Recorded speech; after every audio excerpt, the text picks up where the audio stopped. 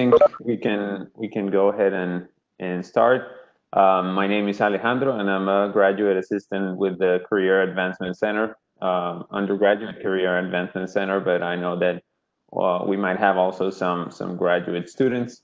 And today we will have Josiah Owens from Koch Industries. It's pronounced like that, right? Koch? It's Coke, Coke. like the Okay. Coca-Cola. Yeah, Coke, Okay. Okay. Koch. Thank you. Yep. And Nicole Morris from Norfolk Southern, and I'll let themselves. I'm gonna let them introduce themselves. Okay. Hello, everybody. My name is Nicole Morris. I'm a talent acquisition specialist at Norfolk Southern, and I also graduated from Georgia State in December 2019. All right. I am Josiah Owens, also an alum of Georgia State. Actually graduated in 2017, and I'm a learning and design collaborator with Koch Industries. So super excited to be on the call with everyone today. That's awesome. Thank you. Thank you for your introductions. And since the name of the panel is, or the event is called Goal Setting with Intention, obviously we'll be talking about goals. And I just want to start by hearing what you would like to say about why are goals important in the career. Okay. So I believe goals are important because they're an effective way to hold yourself accountable for the steps you need to take towards either your career, a career path, or just an ideal position, or even school-wise, a goal towards anything you're trying to reach. But I think they're definitely important because you're able to step by step figure out what you need to do to get to that end goal, whether it's a short or long-term goal. Definitely agreed. I think I would add to that. To me, goals professionally give you a sense of direction. I know for the first time coming out of college and maybe not knowing for some people what the next step is, having some sort of goal to give you some sense of focus or direction keeps you grounded, honestly, when you're making big transitions, especially stepping into a new professional career. Absolutely. And I know you mentioned it's a great way. You both mentioned how it helps like have a better vision of your career. And so in terms of these goals that you are setting, would you recommend having like different separate goals for your personal school life, professional, your career life, depending on which part of your career you're at? How would you like divide those different goals in general? So the way I would define my goals is first I determine if it's a short or a long-term goal. So if it's your personal for school, it'd probably be a short-term goal in reference to like classes or projects, and a career, of course, would be more of a long-term goal. And I would just figure out how they intertwine. So if you're a student who needs to get a certain GPA to get into a certain internship program or a certain program, understanding how that short-term goal ends the long-term goal, and just from there figuring out how they're different, how they're intertwined, and what you need to do to make sure that you can accomplish each of those goals in case there happens to be challenges or setbacks. Absolutely. I think I'd agree that certainly dividing your goals into kind of short-term, long-term goals are absolutely important. I would also add to that asking yourself even why you're trying to do something. Whenever you're setting out to accomplish a goal, whether it's career related, personally, I think it's important that you ask yourself, internally, why am I doing this? What is my motivating factor? Because ultimately, it's going to be that why that keeps you going when going after that goal gets tough. So, holding on to that why as you're setting your goals is absolutely going to be crucial. I agree with everything you just said. You both said, and I see that you mentioned something, especially Nicole. You mentioned something about the long-term goal. So it's like your bigger goal, and how those smaller time-based goals that you have for the short term might add up into achieving your long-term goal. And also I like what you said, Josiah, about the why behind everything you set yourself to, just because if you don't have a motivation, it's easy to lose track of why you're doing things, or Hmm. when you should accomplish this or that. And I just think that sometimes it's not as easy to have that clear of a vision. So Hmm. do you have like have you identified like a person to help you with your goal setting? Do you work with some sort of mentor or industry expert? How would you recommend students going about that?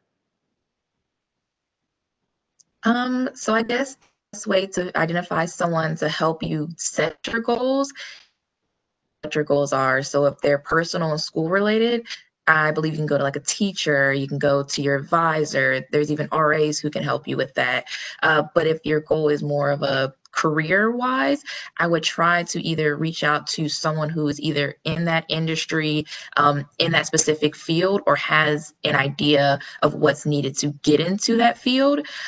Because if you're a math major, but you ask someone who's in STEM, they might not be able to give you the correct guidance needed to get you to that long-term goal or help you learn from their mistakes of them reaching that goal. So it just depends on is it personal or career and like what direction you're trying to go. Absolutely. I think having a mentor is certainly a value add wherever you are, an ability to have someone who can not only help to see what you maybe can't see about yourself, see your potential and pull that out of you, but then also for you to have just a sounding board to go to and say, hey, this is what I'm thinking about. What are your thoughts? What do you think it'll take? I think it's very important, as Nicole said, to make sure that you're seeking mentors who are in that industry.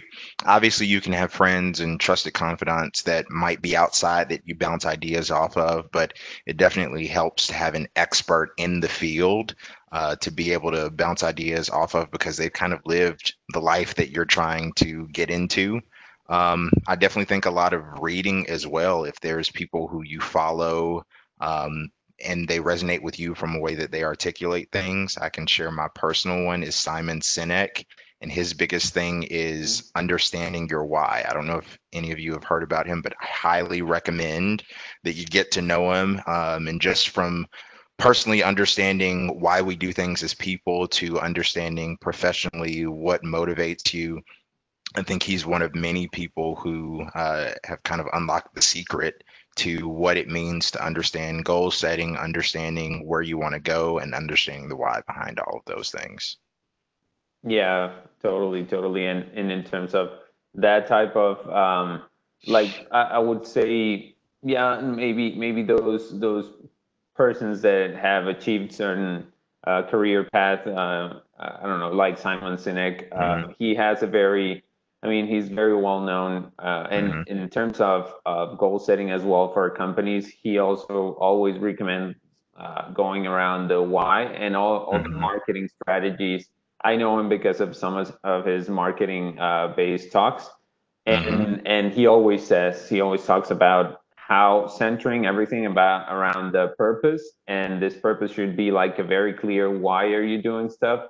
It's a winning strategy, because if you Yeah. don't have clear that purpose, you might lose your focus, or at some point you might question if you're doing that for the correct reason, or you just might get away from your goals. And Right. if you have any suggestions for, I know that sometimes it's difficult to find that person, that mentor that you're comfortable talking to, that they also kind of click with you. It's important to have a personal connection with a mentor as well, because they might be the best in your industry. But if you don't necessarily click with them, you Hmm. might not be into a great mentorship relationship, just because there might be some, I don't know, even trust issues, or you're not able to be as open with them as you could.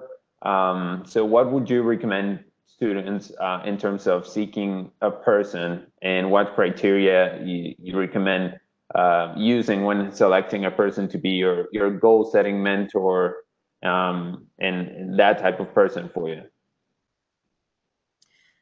Okay, so what criteria should students look for in a mentor? I guess if we're going to talk about needing a mentor career-wise, the same thing as before, someone in the industry, someone who has experience in the industry. So if you decide to pick a teacher, like a project management teacher, and you want to go into project management, I think that would still be sufficient enough.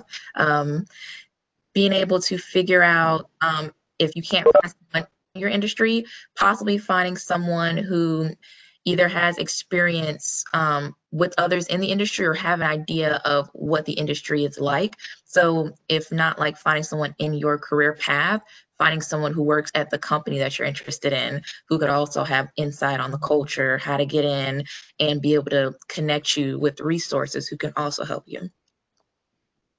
Absolutely. I would add, kind of tapping on how you can reach out to others to be your mentor. I mean, let's face it, it can be awkward, frankly, to do.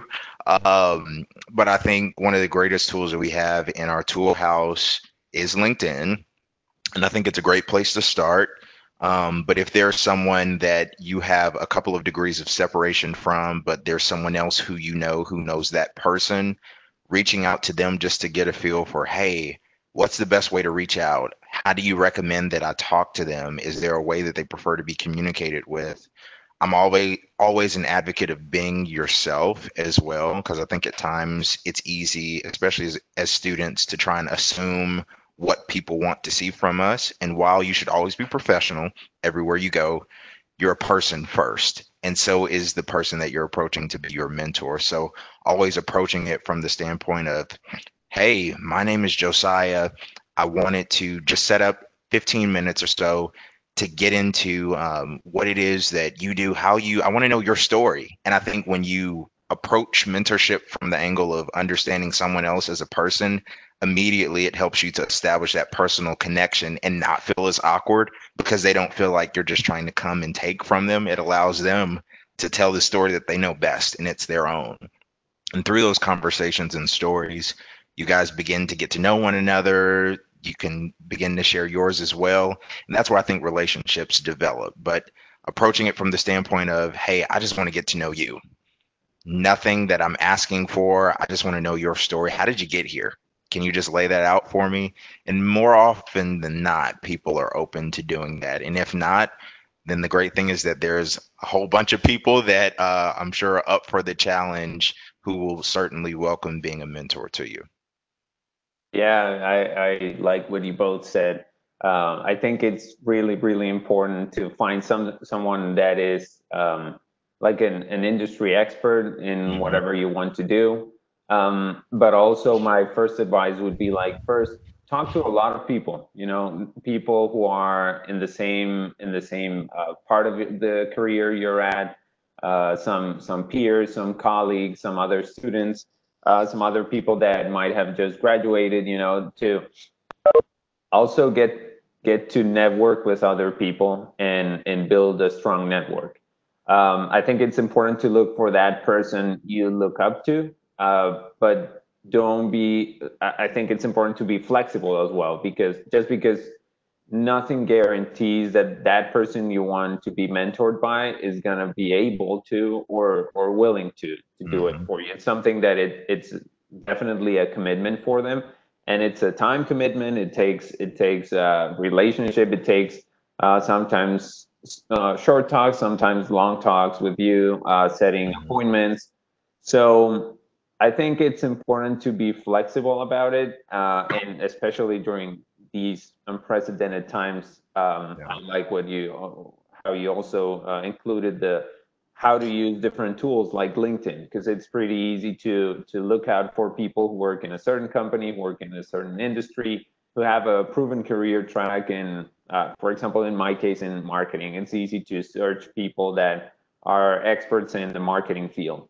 Um, but it's important. I just want to reiterate that flexibility, just because, of course, in terms of setting your goals, it's important to have a vision of where you want to be. But it's also important to, if something goes off the track, not beat yourself up, not Hmm. come back to you like in just start saying to yourself that you're not able to do it, that nobody wants to mentor you in this particular topic we are talking about. And I don't know, it's just it doesn't work in a single way for everybody. So I just recommend going about trying different things and try to ask for a call or for a virtual meeting or for whatever you feel comfortable doing. But also sometimes it's important to get out of your comfort zone, because Mhm. it's easy, for example, to, if you like to text or just talk through chat, it might be easy for you, but it might not be the best way to connect with somebody else. So of course, in some occasions, the first touch point would be maybe a LinkedIn message or an email to that person you want to be mentored by, but that might not be the only touch point you want to approach. And also, there's this program for any graduate students, the Graduate Mentorship Program at GSU, which is it's a great program. I'm part of it right now. I'm being mentored by an industry expert, and it's great because you're matched up with a mentor from the industry you are getting your major in, and they're really open to for you to ask any questions, and they also approach the networking and the like reaching out to people in terms of just like you said, maybe ask for a call and maybe ask for some space to talk to them. um, but it doesn't come across great when you look, for example, for somebody ask for their mentorship, but if your intentions are to get a job in that company, because Mhm. sometimes it comes across like you're taking advantage of the situation or Right. something like that. So there's a question here: how to enroll for that program? There's a website called Graduate Mentorship Program, so you can go through the GSU website and look for the Graduate Mentorship Program, and there's a document you need to fill up, and yeah, that should do it. And how do we reach out to people to be our mentor? I mean, what should I say to them? Um, I think it's important to, like Josiah said, be yourself and just ask them, look, this is one of my goals. One of my goals is precisely having a mentor. And you are somebody that I see has a proven track record in this industry or that industry. I would like to just have a chat with you. It depends on how long you want to do a message, because, for example, if you're doing it through LinkedIn, sometimes there's a character limit when you send like an invite with a message. So be sure that nobody wants to read like 7 paragraphs of your whole life story as a first message. So be concise, be short about it, and just be open to, if they say no, sorry, I can't help you with this or can't help you with that. Also try to ask them. Then do you know somebody I could reach out to in order to help for them to help me with this? So that'd be to answer Abhishek's question. And I just want to roll back to the goal setting conversation. And in there, we talked about flexibility. And there's sometimes that you just are not reaching your goals. So what would you recommend students when they feel they're not achieving what they set their goals to? So if a student's having trouble figuring out or having issues reaching their goals, the first thing I would recommend is that they reevaluate what the goal is and what steps they're taking to reach their goal. Because once they understand what the challenges are, they can either figure out a new way to approach the goal or just figure out how to reevaluate the steps altogether. Um, and then once they figure that out, figure out if they're actually still motivated to reach that goal, then I feel as though they're in a better place to retry the steps, basically. So just basically figuring out what your challenges are and how you can better approach those challenges to reach that goal. I know I've always been a big fan of the phrase community matters. And so taking Nicole's steps as well in that action plan, but then I would also add to it finding a friend, a someone, a student, mentor, someone who can help hold you accountable or who might even be struggling or made it through that and they can kind of help coach you through that. I think it's always powerful when you get linked up in a community where people can help to mentor and develop each other as well and they grow and learn from one another. So I would highly, highly recommend uh, finding that network of your own, whether it's a student, a classmate, definitely don't sleep on the opportunities that really are sitting in seats virtually now next to you, where you can now take advantage of others who might be in that same position and you all can hold each other accountable. Yeah, I love it and how you both said it, and I agree. Sometimes you just need to take a step back, or like take a look over what went wrong, what went right, and try to reassess and how to do it better next time. And you also mentioned, for example, Simon Sinek, and we are living right now in the era of podcasts Hmm. and TED Talks. So I know there are different resources, different like we have made a lot of emphasis in a mentor, but that shouldn't be your only resource. Just because Hmm. I believe that you shouldn't like rely only on one single source of information or one single person. And I think that also a great mentor will tell you, don't take my word for it. Only Hmm. look out for other people. Read, research about your area, and I like what you said as well about community. Just because it's important to have different opinions about something. I'm not telling like you should go and every person you meet tell them your life story so they can help you. Not necessarily, but talk to different people. And I just want to ask you guys: do you think that there are, or for you, are there any other resources that you use other than that just a person that could be helpful in reaching your goals or setting your goals as well, like TED Talks, podcasts? What would you recommend? Yeah. So one podcast that I just started listening to is called the Gold Digger Podcast, and it really just talks about different aspects of reaching your goals. And then this website called Mind Tools, where they had a lot of good articles of like breaking down how to reach your goals and just hearing others' opinions. And other than that, I feel podcasts and also YouTube.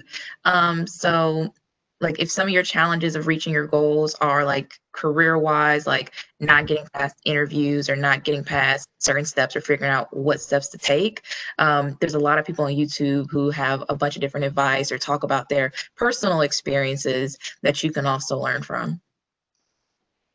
Absolutely. I think, and I'm just going to continue to pump him up because I love Simon.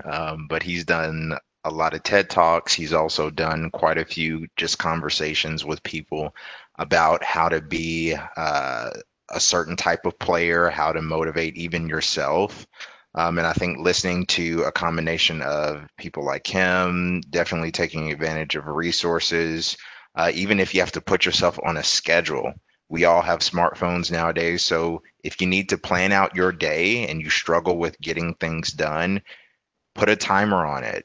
Continue to actually put that on your calendar. That way you can actually start to check things off and you can celebrate once you've actually gotten it done. And I'm looking at the chat. I see a couple of people are asking Simon who. I'm going to do a favor and post a link out there. That way you all can go directly to some of his podcasts as well. Yeah, yeah. I've also seen Simon Sinek, and I like just because they're in my field. I like some books from Seth Godin, who's also like a very well-known man in marketing. And I mean, there's a lot of different people that you can go look into. If you're into, for example, sales, I know also there's this guy who used to be in the FBI, and or yeah, the FBI, and he's called Chris Voss, and he talks about and he teaches about negotiation skills. So there's a lot of resources you can use, and there's many great books that you can read. I myself, I could recommend some about marketing because it's what I'm doing right now and what I like. But don't take my word for it. You can look up different authors, different resources, and I like a lot different podcasts as well, and other than books from authors I know.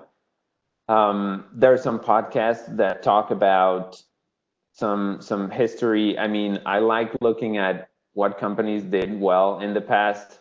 So, for example, I listened to a podcast called Business Wars, and they talk about like the cereal industry business, how General Mills and how the Kellogg's company started like battling for the market, how Netflix won the battle against Blockbuster. So there's a lot of resources that you can tap into and take some insights from that. Of course, it takes a lot of yourself as well, like going deeper and doing some research and reading more about it, what happened, what went right for these companies.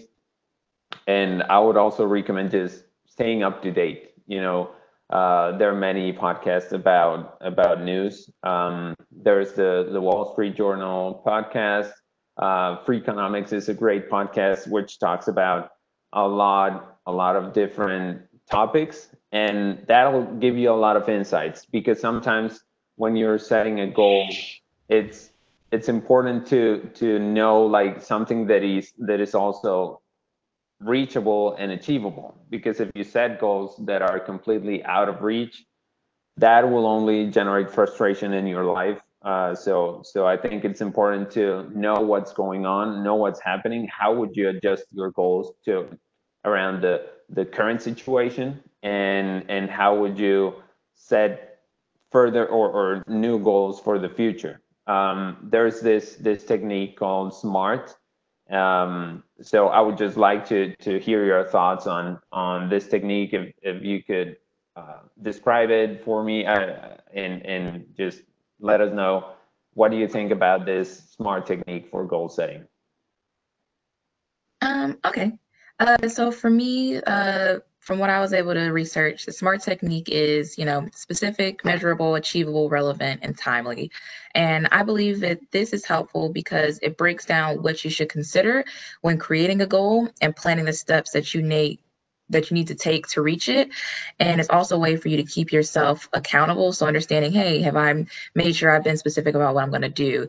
Is it measurable? How am I going to measure it? How do I know once I've reached this goal, or once I've made it past this step? And of course, is it achievable? So is it realistic that you now, or is if it's going to be long term? Is it something that will possibly be realistic in the future once you've met your other short term goals? So it's really good to helping yourself stay accountable and really break down and dig deep into what all you need to have planned out for your goal. Now, I know that the SMART goal setting technique has the different acronyms or the letters that represent each thing, but I'm kind of rogue because I have a favorite, and it's that relevant or realistic portion. And it's not to say that we can't dream, but someone laid out an example of inappropriately applying by saying, I have the SMART goal of boiling the ocean. And when he talked about boiling the ocean, he said, now how relevant or realistic is that? And I thought, well, it's probably not too relevant right now. I mean, yeah, it's super specific. I'm sure we could somehow potentially measure what that looked like. I'm sure, given time and probably a ton of investment, it could be achieved. But is it really realistic? Is it relevant to what we're trying to do right now? And so I think there's an element of the SMART goal technique that forces you to get grounded in reality, not necessarily to discourage you, but just to think about what is the actual relevance of what you're doing, to then take a step back and say, okay, now that I know it's relevant to what we're doing, because if we're talking about business, I'm not going to talk about the gym right now if that has nothing to do with what we're trying to achieve. Once I know it's relevant, then I can kind of get more specific about what is it related to, whatever my goal or objective is that I'm trying to do. And that's when I think you start to apply the rest of the letters. So forgive me for being rogue, but that always helps me to just stay grounded in reality and make sure that I'm not trying to boil the ocean. Yeah, no, definitely. I like the way you put it, and it's important to. I would like to talk about like a little bit more about these specific letters from the SMART technique, but it's really relevant. Uh, I mean, it's redundant, but it's relevant to for your goals to be reachable or achievable, and also relevant towards the greater purpose or the greater goal you're setting yourself to. Mhm. So yeah, this specific or specificity of your goals should be, if it's like a personal goal, then it should always point towards your personal achievements.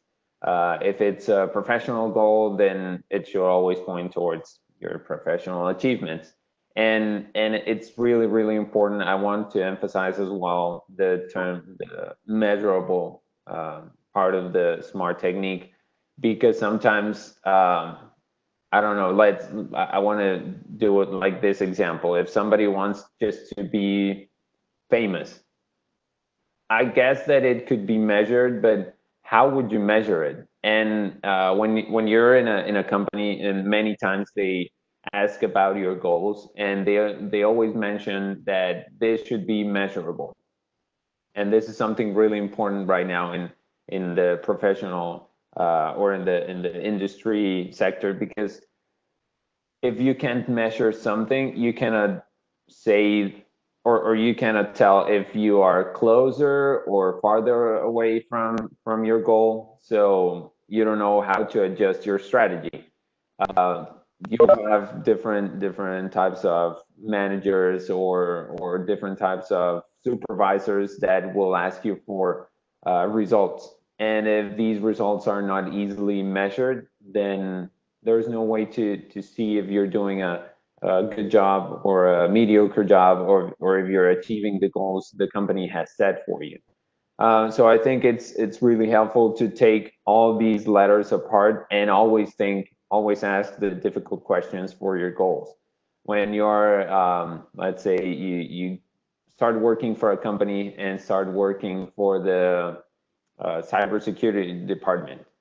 So one goal could potentially be like be good at cybersecurity. One personal goal for you, be good as a team player, and that's a yeah, it can be a specific goal, although it's a little bit too wide open. It can be specific towards your career path, but it's very, very wide in terms of just how would you measure it? How would you know you achieved it? What is good and what is not good? What is somewhat good and what is relatively good and what is really good? You know, so it's important to go back and ask these questions about how am I going to measure this? How am I gonna set this in the time as well? Because it's important to not get frustrated just because you haven't reached your goal just yet, because you might be able to reach it in sometime in the future. So the T part of the SMART technique is also, it's also very important. You cannot set like every single goal in your life to be accomplished during 2020, just because you might have done that in December 31st, 2019, and then 2020, with everything that's going on, happened. So time based, you probably need to push back a little bit all these goals you had for your 2020 year and maybe 2021, and just try to adjust them. And now, how are you going to measure them after you have you adjust all these changes that are happening, or you factor into the consideration everything that is happening in the world right now? One other question I would like to ask is, how do you go about how many goals you set at any given time, and in terms of if you have like a couple of personal goals, a couple of professional goals, or just all of them mixed together? How do you manage that in your careers? So I would recommend only having 2 to 4 goals at a time, just because if you have too many, you won't be as focused or as engaged with each one. But when you have a smaller amount, you're actually able to put more focus and more effort into them. Um, and then just depending on your personal or professional goals, I think it just depends on where you're at and really what you're trying to accomplish. So if you're in school, you probably focus on more personal goals, but if you're in a career, it'd be more professional because it'd be focused more towards your long term and where you eventually want to end up with your career path. Um, so yeah, and then right now, I pretty much most of my goals right now are professional. Okay. Okay. Definitely well said. I would just add to that. I look at some of the smaller goals that connect to my larger goal that ultimately somehow they're all intertwined in a way because I'm the one who's setting the goal and ultimately I benefit from it. So I think it might be person dependent in terms of how many maybe sub goals you have. But I think the bigger picture is looking at how do they all connect? Because if they're all disconnected and they don't make sense, then you're going to spread yourself thin trying to solve them all and you'll get overwhelmed. But I think if you've got your smaller goals, if you have quite a few goals that are all interrelated into your long-term goal, as long as you're intentional about what you're doing, how you're going about those goals, and you have accountability to get there, and then you also adjust if things change and if life happens. I think COVID's a perfect example of that. Then it allows you to adjust and make the changes that's necessary for you to still meet your goals. So I think part of it might be person dependent based on what you can personally handle and manage. But I think the bigger question is making sure you're asking yourself, how do these all relate to what I want to do, how I want to be successful, and where I want to go in the future? Absolutely. Yeah, I agree with what you both said, and I like the way Nicole said it. It's important to have between 2 to 4. You don't want to go crazy about it and have Hmm. 10 different goals, because then you need to have 10 different ways to measure your goals, Hmm. each one of them, and I don't know, accountability for all of that.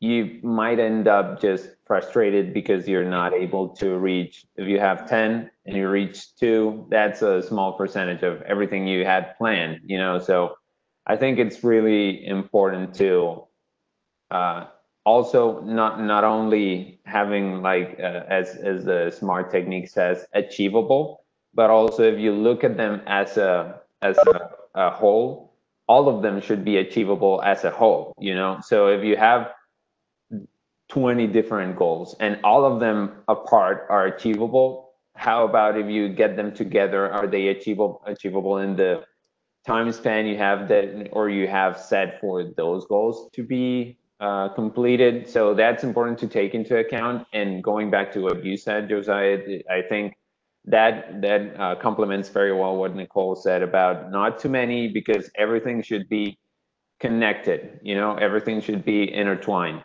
And I know that at different stages in anyone's career, you might have different goals. For example, many senior students or junior students, their goals should, or their main goal is probably like do well in school, have a great GPA, and get an internship or get a full-time job. And that's like the main goal. And the way you break it down, I myself find very helpful to have lists of things. So for example, if you have one single goal written down and you write different lists of actionable items, small actions that you can definitely do every week or every month, or every once in a while, every time you set your calendar to do those stuff, it's easier to keep track of your progress and keep track also the work you're putting into each one of your goals, because they're not going to come by themselves. It's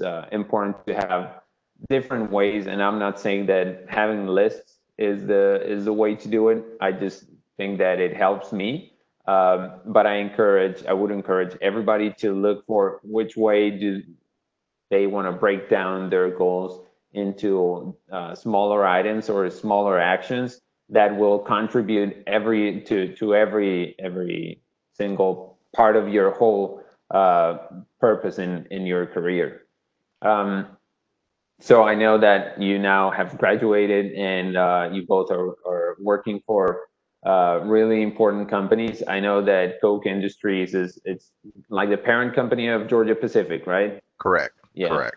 And while you were in college, or for students who are still in college, did you have any other goals non-related to school, or you were just focused on your school goals? Hmm. I think I've always had personal goals at the time when I was a senior. I think I got super laser focused on graduation and life after college. Um, but I definitely think it's important to make sure you have that balance. You know, if you have a personal goal of, if it's personal development, for me, it's trying to eat differently. I absolutely love sweets, but I've got a personal goal to cut down on them. And so I've been working through accountability in that area with my wife on cutting back on sweets, and I absolutely hate it, but ultimately I'm benefiting from it. You know, my pants aren't expanding, so I appreciate that. But certainly I think whatever it is, whether it's to travel more once we can, or it's to finish a book that's just related to personal development, or if it's to finish a project, whatever that is, I think we're people outside of work too.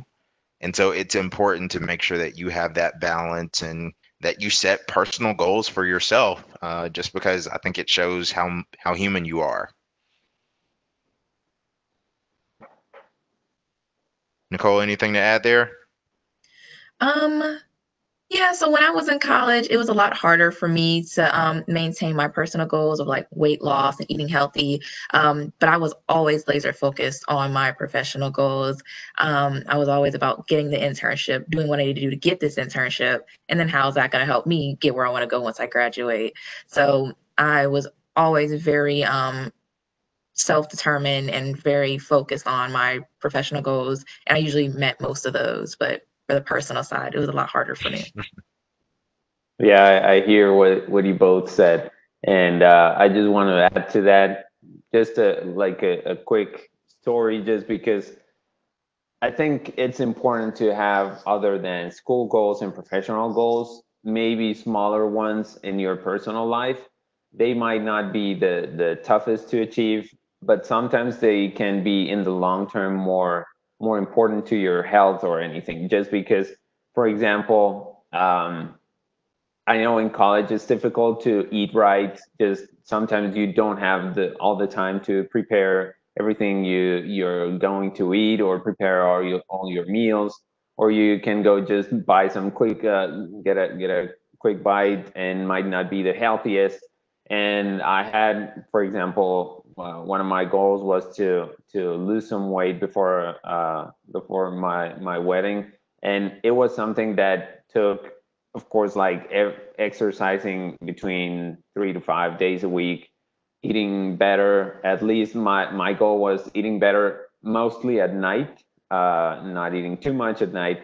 But that was important to me, just because I had like a very clear thing I wanted to achieve, and I had those different steps for me to be able to achieve that.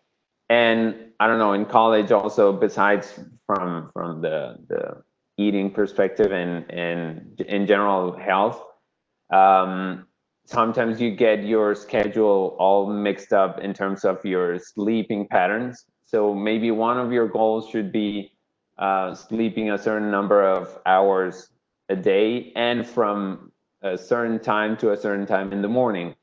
I've seen some videos and recommendations from some doctors, and actually, because I've met a lot of students through the undergraduate CAC, I've seen the undergrad life here in the U.S. Just because I haven't lived here long. I came from another country, so I have seen how students live, and sometimes how their sleep patterns get all mixed up. And I just want to mention that when you're not getting your full night's rest, you might not be able to perform very well with in terms of your brain capacity. You might not be able to give your best in class, or reach the, I don't know, the grade you wanted for a certain class, or you might not be able even to retain all the information you sometimes want to retain for a certain test. So it's important to get your schedule right as well. And I know that these were a couple of conversations that I had with an undergrad student, and she was having trouble like concentrating and having trouble sleeping. And so I started asking her, like, what are you doing in the weekends? And normally during the weekends, she used to sleep in like 11 or 12 hours a day during the weekends, and during the week, maybe 3 to 4, maybe 5 hours during the week, 5 hours a day. And there's some like experts advice, this is not me, saying that if you sleep in during the weekend and the rest of the week, like to compensate for the rest, to compensate for that sleep you're gonna lose for the rest of the week, sometimes your body or your brain associates that sleeping in as if you were living in another time zone. So it's basically like a jet lag, and that's why you keep moving like your wake up time and your going to bed time. That's why during the week sometimes you find yourself at 2 or 3 a.m. not being able to sleep. So I just think it's very important to approach this whole goal setting situation from a holistic point of view. Just because your health, you cannot perform well, and you will not be able to achieve your goals, even if you have the best mentor, even if you have the best resources, and you have all the best people around you, the community, as Josiah said. If you're not able to perform well or give your very best in what you're doing, so I just wanted to um, insert that part of stay healthy. This is very relevant right now, just because we're living in the middle of a pandemic that none of us who are alive can relate to what it was, the last pandemic that was this harsh. Um, so it's just important to stay healthy, and in terms of mental health as well, don't take that for granted. And I would just like to start closing in terms of how long or how far out should you set your goals, like for a year, 2 years, 3 years, 5 years, or 10 years. What do you guys think about that?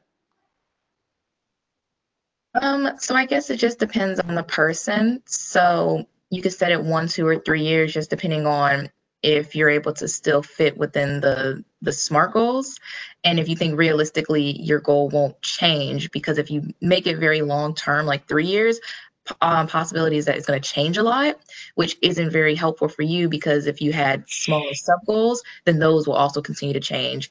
So it's better to stay within a year or two if it's long term, just so that too much won't change based on what situations you have going on, and it's easier for you to actually stick to the goal and stay motivated.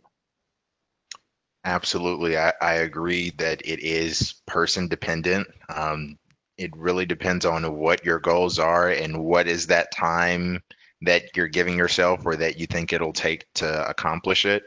But then I also think just daily, we all have a responsibility to set goals that are hour and minute dependent about what we're doing with our time, because tomorrow, frankly, isn't promised. I don't think we all knew that we'd be in a pandemic. But just looking at what we have control over, that's our present as well. So I think we have to be good stewards of that time that we have right now, even looking at minute to minute, hour to hour. What are we doing with our days? And I think as we look back, those days have become years. And if we've spent our days appropriately, then those years, and as we set our goals in the future, those become easier to obtain. Absolutely, I love it the way you both put it, and I want to be very cognizant of everybody's time. So we're getting closer to 1 p.m. And I just want to invite anybody who has any questions. You can just unmute yourself and ask it through your mic, or if you prefer, you can write it through the chat, and we will have like these final 5 minutes to answer any questions you might have. And I'm just gonna leave it like that. And also, first, I want to thank you both for your time, Nicole and Josiah. Thank you for being here, and we really appreciate it from the CAC. And if you have any final comments while we wait a little bit, if anybody has a question, will be appreciated. I think the only thing I would add, depending on if we get additional questions coming in through the chat or if anyone unmutes, I'm a fellow Panther, and I think Nicole would probably agree. Feel free to connect on LinkedIn. I mean, I love nothing more than to be able to help answer questions. And even if I can be a sounding board in any way of my experiences and what I've gone through, certainly happy to do that. Awesome. Yeah, I agree. Definitely reach out on LinkedIn. Good deal. I think there are no questions in the chat.